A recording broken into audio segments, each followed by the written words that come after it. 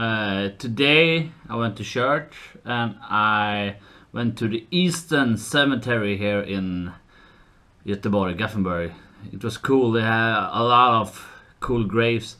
That giant grave did cost about $8 million. Crazy. Vad är det som har målat den bröstvårtan rosa?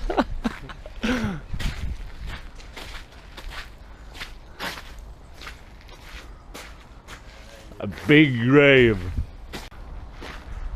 This grave it cost 65 million Swedish kronor. Here's the backside of the big expensive grave. Look at their mourning. What a nice knee. Hello.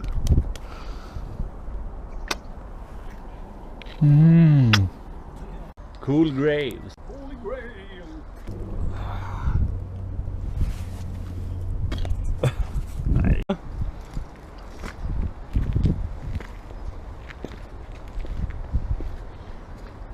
He's a real worker.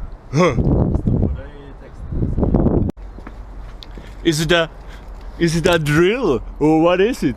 An angel, wings of freedom. It's a big cemetery. It's called the Eastern Grey Cemetery. Man kan se in lite. Vad spännande. Det är ju en kista där inne. Var det? Ja. It's an angel and a nude. Why always nude? Han har ett kors och så har han något mer där uppe. Varför? Let me out! And I saw some crowds in the sky. Massive crowds.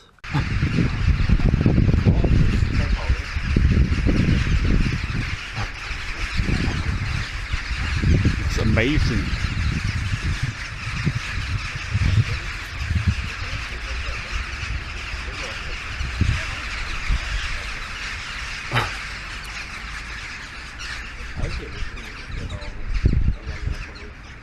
And I went to a piano concert with a friend.